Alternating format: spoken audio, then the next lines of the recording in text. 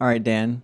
Let's move into the narrative with the two angels going down into Sodom Okay. and their encounter with Lot. Uh-huh.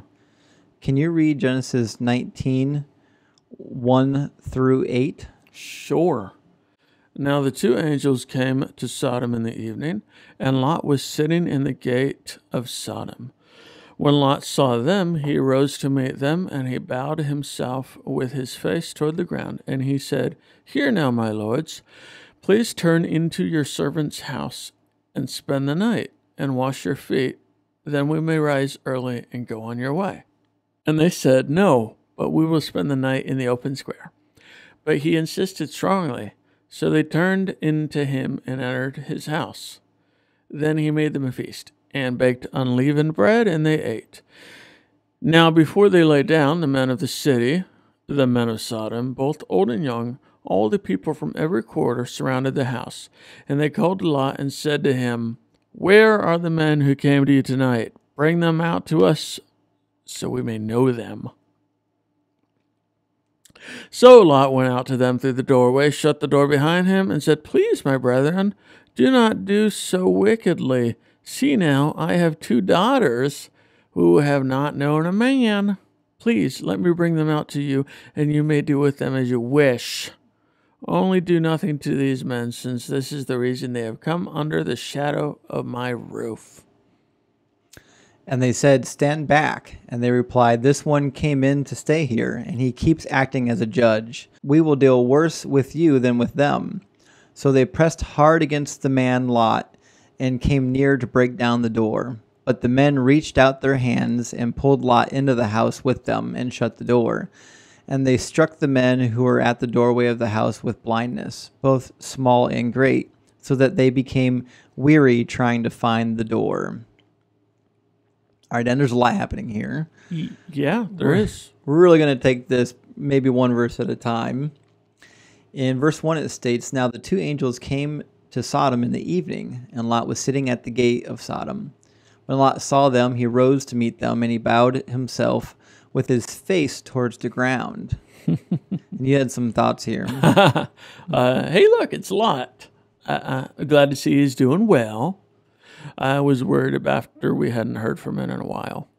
I do have to wonder why he bowed to the angels, though.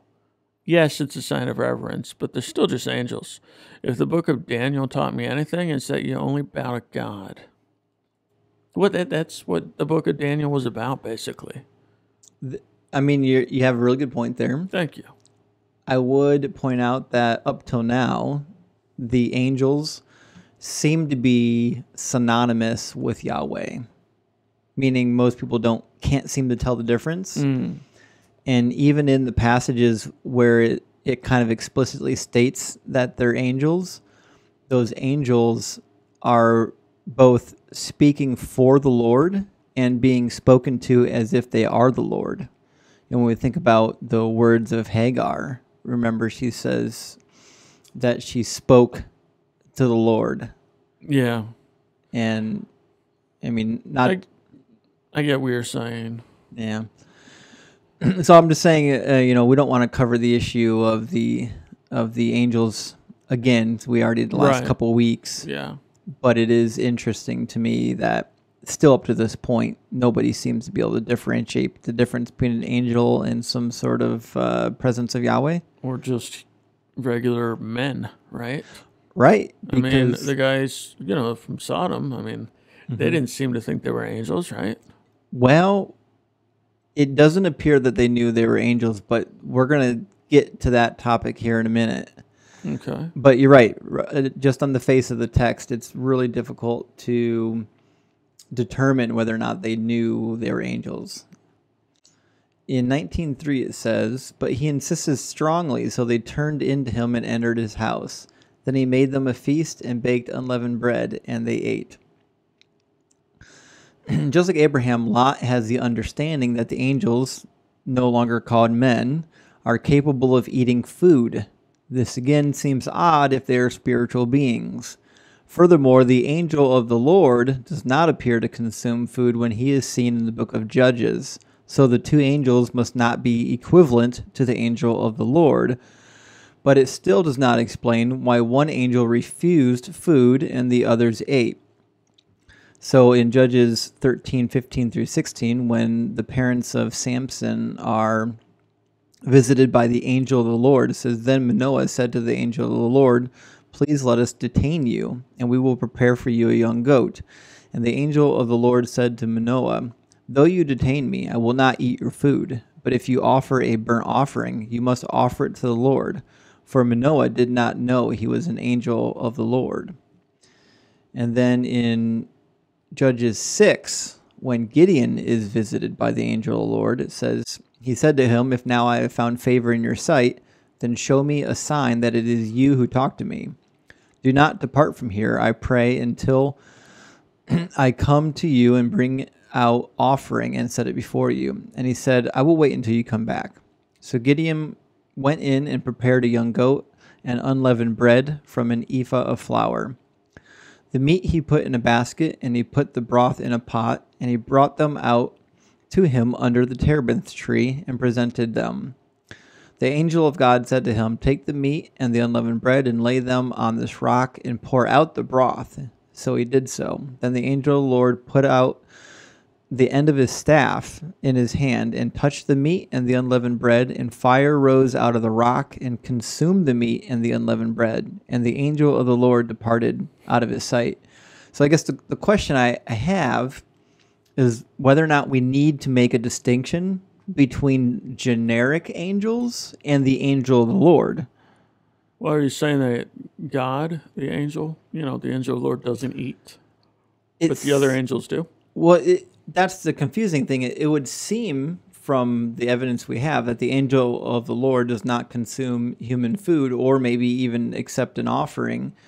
But just previously, it seemed like Yahweh and his two messengers did consume food. So I'm confused why the angel of the Lord is typically a specific angel. It is like the one archangel, like Michael, right? Okay. So I guess I'm confused why, the archangel doesn't consume the food, but the other angels do. Are any of these ostensibly God? I don't think so, except for the one that visited Abraham, where it appears that maybe one of the three beings was Yahweh and the other two were Yahweh's envoys. And that one didn't eat, right? They did. All three of them ate. Oh, boy. Okay. Right? So why is Yahweh seen eating with two angels, but the angel of the Lord refuses to eat? Yeah. I have no answer to that. I don't either. Except he's on a mission. He can't be deterred. We've gotten a lot of great comments to our videos. This is one of those where I think we would be indebted to the viewer if some good suggestions could roll in, because I haven't been able to come up with a good answer for this. And I haven't tried.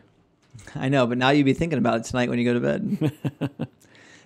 Dan, let's look at verses 4 through 5. Can you read that?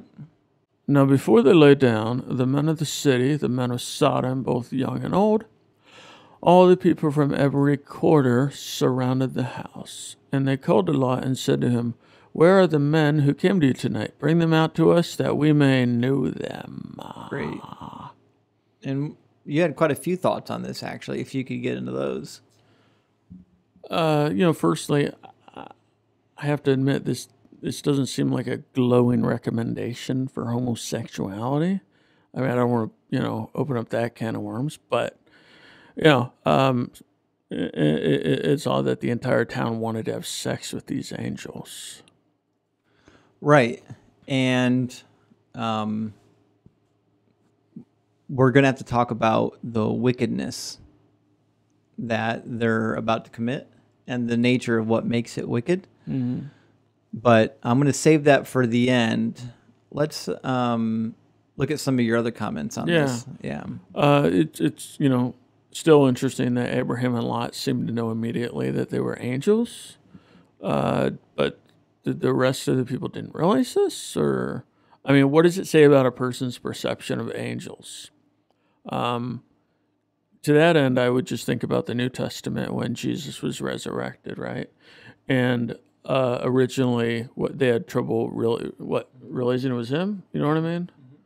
And so, that just makes me wonder if they have a new body, but I don't know.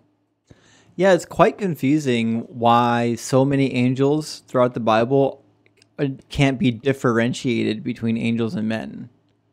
It's almost as if there is no difference, except one has like supernatural powers, right?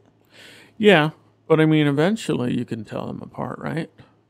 It does seem like there's a number of passages where it's like, initially they didn't recognize they were angels. Right, that's what I'm saying. But then eventually they did, just like Gideon didn't know he was talking to the angel of the Lord. It says at the end of it that he perceived that it was the angel of the Lord. Yeah, so what is that? What happened there? Right. I think sometimes it's the appearance of the angel that makes it impossible to differentiate between whether or not it's an angel or a man. It's not until you see the angel do something that a human being cannot do that you realize, oh, it was an angel. And because as we talked last week, it's possible that the angels were even anatomically the same as human beings. Yeah. So, I mean, if they can eat, they can drink, they can reproduce. Certainly, it would be difficult to differentiate unless they had wings, which there's no indication in the Bible that the angels have wings. So, ignoring our background there. I know. The habit of placing wings on angels for many centuries is confounding. Speaking of which, why does Lot even live here? Right, great question. I was hoping we would get to that. When Lot and Abraham separated, I had mentioned it was interesting that Lot was maybe being set up as a fall guy because he went from wherever Abraham and him split from directly towards Sodom and Gomorrah. Mm-hmm. And I mean, right. What's to stop Abraham from going there? Flip of a coin, right? Right. I think the interesting thing, though, is that Lot knew the town was wicked, and he chose to stay there. The question is whether or not he should be implicated by choosing to stay there or not. Did he plan to make it a better place? Right. Was that why he sat as judge at the entrance? Oh, is that what he was doing? Yeah, was he like self-proclaimed or? No, he seemed kind of annoyed that he was, Usually you were an elder of the city, and you kind of would have been an agreement among a council who could sit at the judgeship. But certainly both Lot and a number of other locals from the city would have sat together at the gate where he met the angels. Mm-hmm. Remember, it says he was sitting at the entrance, right? Mm-hmm. So now the two angels came to Sodom in the evening, and Lot was sitting at the gate of Sodom. Certainly, this would have been him performing his duties as a judge for the city, right? And then later on in the story, remember, he's accused of being a judge in that city, even though he's not technically a native of that city. And they're saying, who is this man that sits as judge over us, but isn't one of us? Well, I wonder how he became judge then. Right. That makes you wonder is how did he ingratiate himself with this wicked people group enough that he became a judge of them? Mm-hmm. Or maybe because he was a righteous person, that even the wicked were able to recognize a righteous person among them and said, hey, be a judge. Mm-hmm. You know what I mean? Yeah, except then you wonder if they can recognize a righteous person and recognize that they need him to judge them, then are they really all wicked? Right. Is there not at least 10 among them that are righteous? But if we assume still yet that they all are wicked, what in the world would Lot be doing there with his daughters? Yeah. Well, why would, if I had daughters, the last thing I would do would be take them to a town in which they are willing to strangers. Right. And Lot had to have known this. A lot of people will say that, well, because the angels refused to sleep in the town square, Lot had to have known that they were going to be accosted. But honestly, what does that mean? Accosted means... No, I know what accosted means. But what do you mean they refused to sleep in the town square? Well, is that normally where people slept? Lot refused to let the angels sleep in the town square, and it was a public square. You could have slept there if the town was safe. It wasn't the end of the world, but it would have been really against good practice for the time period to not invite strangers into your home. It was really interesting because, first of all, anytime you were not in a home at night, you put yourself in danger of marauders, people coming into town to steal and thieve. You know, because there's a lot of tension between the city dwellers and the nomads still yet. The nomads would raid the towns quite often, or they'd come by at night and rob people along the way. But nevertheless, even if the town isn't dangerous, it would still be a great disservice to the people because you were expected to allow the traveler into your home. It was just customary to do so. But what no one ever talks about is it's also kind of a treat to the host. And I know what you're thinking. Well, how is it a treat to the host? You got to feed and house these people now, right? That costs money and resources. But what do you not have access to in the ancient world that we have nothing but abundant access to in the modern world? Endless access. Corn syrup? That is accurate. Okay. I was going to lean towards information. Yeah, information. Right? I mean, it's a vague question. I understand. Yeah, that was your fault. All right. But how did you acquire information and gossip in the ancient world? You talk to people? Yeah. How did you acquire information about people and cities that were not your own? Talk to people. From outside the city. Your own city, yeah. So strangers coming from different towns were sources of news, stories, entertainment, gossip. So just like in this particular story, you would invite them into your house and you would serve them wine and bread, and you would have great conversation with them about what's happening where they're from, what's happening in the towns they've traveled through. And then you become the person in your city with the information, with the know, and then you can transmit that information to other people. So just like my grandmother Edith had a barber shop in the basement, this is a long, long time ago, that barber shop was hands down the largest source of gossip for the entire city. If you wanted to know what was happening, you drove yourself to Edith's barber shop and got your hair did and gossiped with the other girls. Here we would see something rather similar where the stranger is, he needs protection and food and shelter, but he also brings with him a form of information and entertainment. Makes sense? Yep. Yeah. So you would want to have them with you. Okay.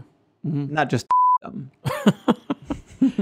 Oh, not just. All right. But they do come to, as we read in 4 and 5. They surround the house and demand to have them brought out. And it says in 6 through 8, so Lot went out to them through the doorway, shut the door behind him, and said, "Please, my brethren, do not do so wickedly.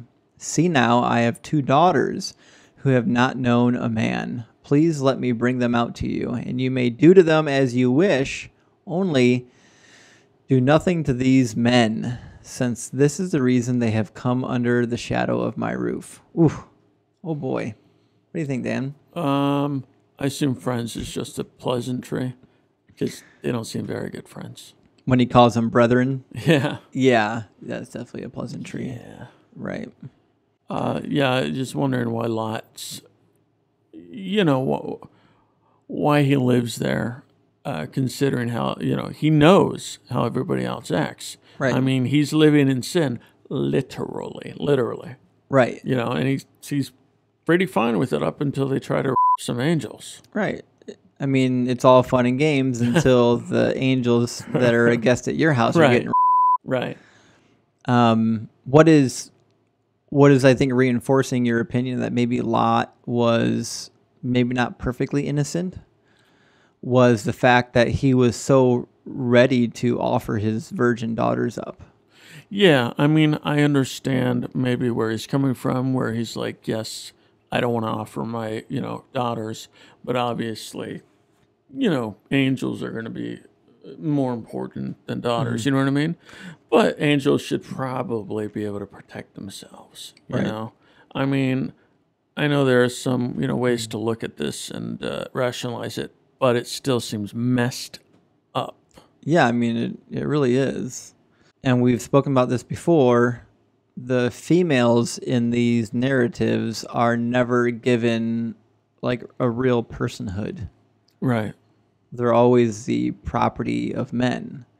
And here, it's hard to tell from the story if the narrator is condemning this behavior or if this is just part of the story, nothing to see here. Yeah, that's true. Right? Never once was Lot's behavior condemned. If it is condemned, it's only by inference, and it's up to the reader to infer that it was bad behavior. Mm-hmm. Right? And then the other thing is Lot knew that these were special people. They were not human beings, right? Mm-hmm. Did Lot not appeal to the angels before he offered up his daughters? Right. Yeah. Right? Would if you're with God's messengers, would you not look to them first and be like, "Hey, I mean, can you do something about this?" Right. But the first thing he does is offer his daughters up. Yeah. It seemed awfully hasty. Yeah. It really seems like he's not like, let's say he's among friends. You know what I mean? Right. Like, yeah. It seems that way. He's partially among friends, Yeah. but maybe not as bad as them. Oh, not as bad. I know, right? Yeah.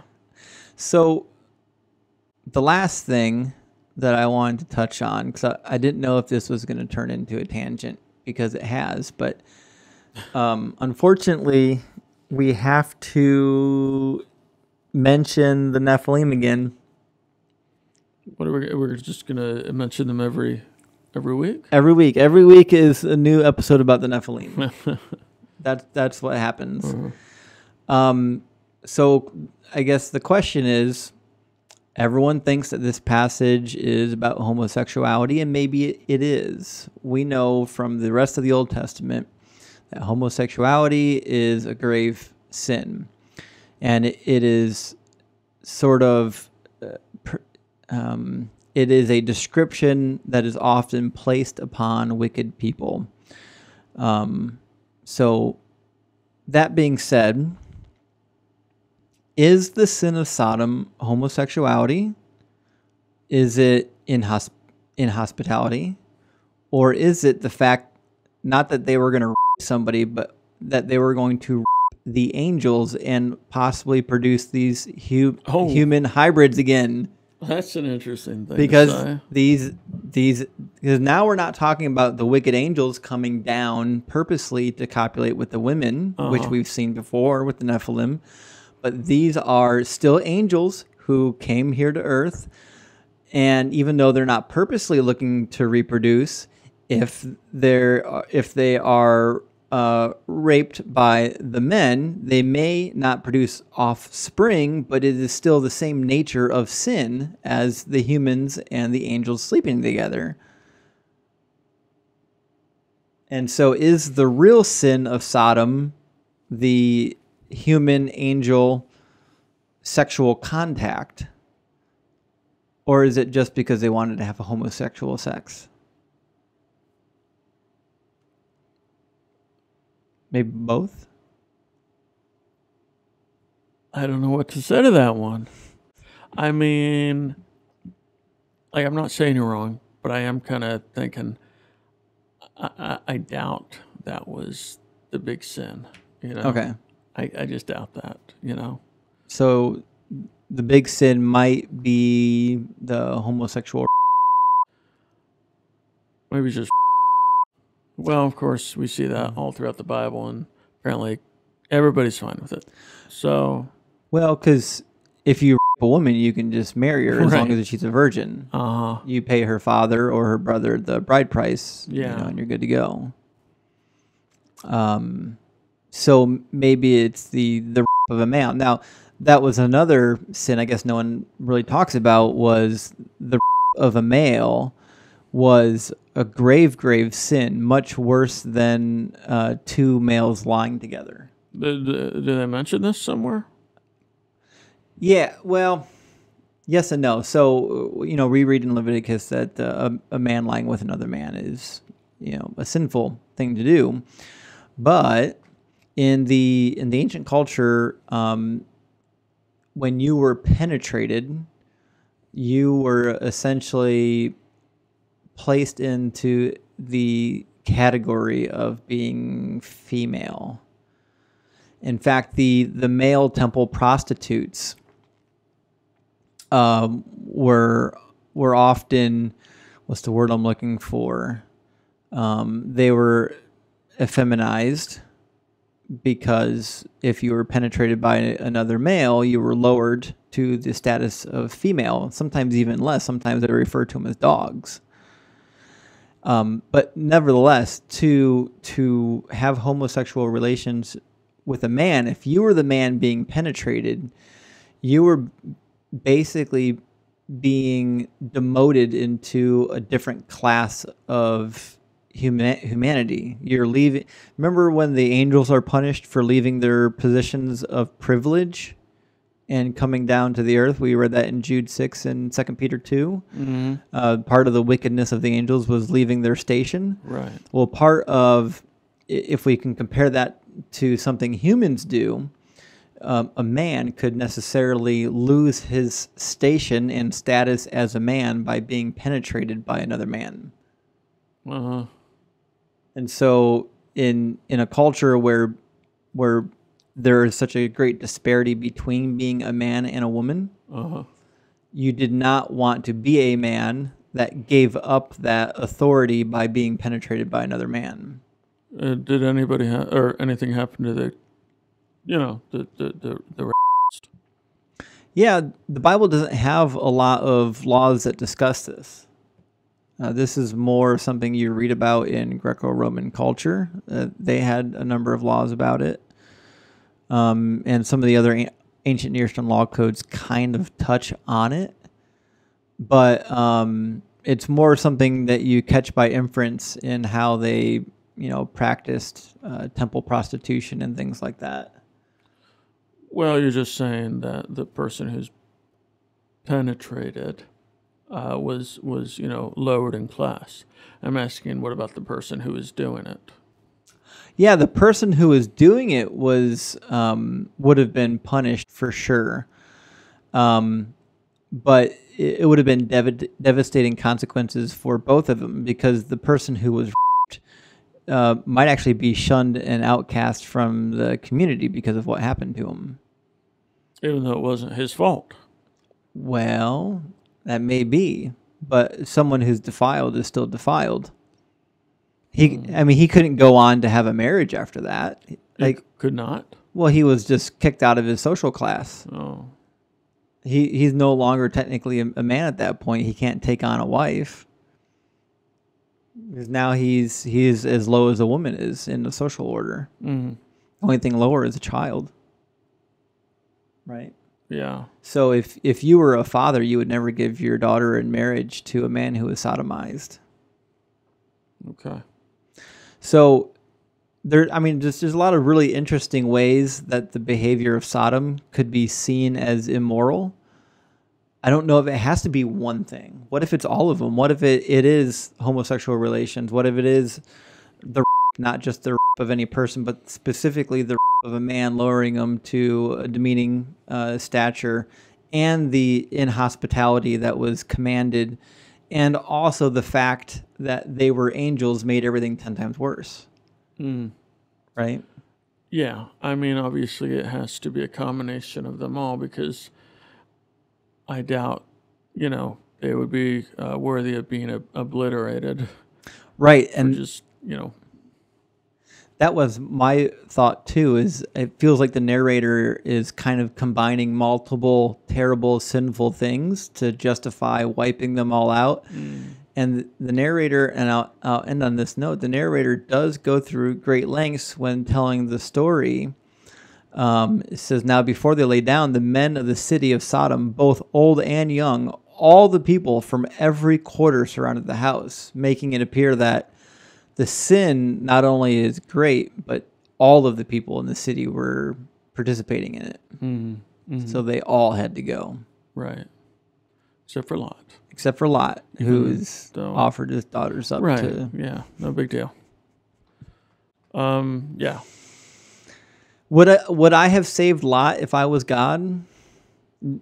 Did God know that he was going to offer his daughters up like that? I mean, he had to have. I mean, do we know if God knows the future? I mean, that was an assumption, isn't it? Because we assume he's, all-knowing. Well, according to Genesis, so far he's not. He has to keep coming down to check things out, right? Yeah. Well, Yeah. So there are moments where he seems all-knowing, knows the future, and then there are moments where he seems very limited. And I think, the last thing I'll say is I think, as you've mentioned multiple times, this goes back to the fact that a lot of these stories are amalgamations of narratives that were stitched together, and they originated from very different time periods. Yeah, I agree with that one. Yeah. Any other concluding thoughts? Yeah. Yeah, sure. Let's have them. Feel free to cut this out. Sure.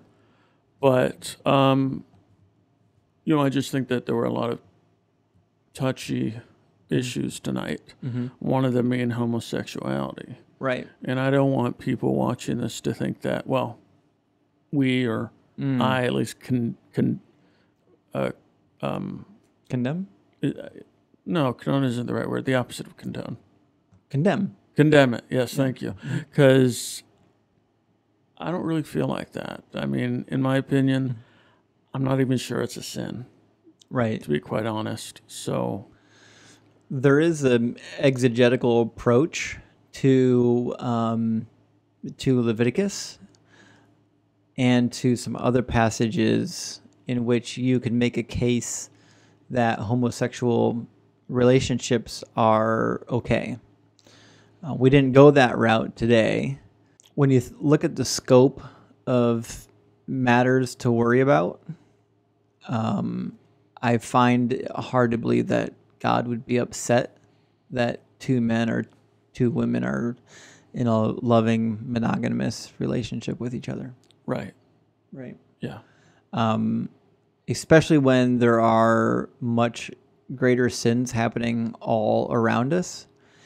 Even if we do a biblical hardline and we say, listen, it's clearly a sin according to the Bible. Can we just call it a sin? Okay, sure. But so is eating shellfish and wearing clothes of two different threads. And there are so many things described as an abomination in the Old Testament. How did we decide that homosexuality is going to be the whipping boy? You know what I mean? And then people will say, well, it's because it shows up in the New Testament. It's repeated in the New Testament. Like, well, yeah, but the entire Old Testament theoretically could have been repeated in the New Testament if people had bothered to write all of it down, all the events that any of the New Testament authors ever said. Did Paul ever talk about any other Old Testament ordinances? Probably. We don't have evidence of that, but I'm sure he did. Are we bound by the Old Testament law? No. No, we're not. That's clear in Acts 15. Right. There are other things as well that some people never... You never hear a preacher getting up on Sunday, condemning the guy who drank a little too much Friday night.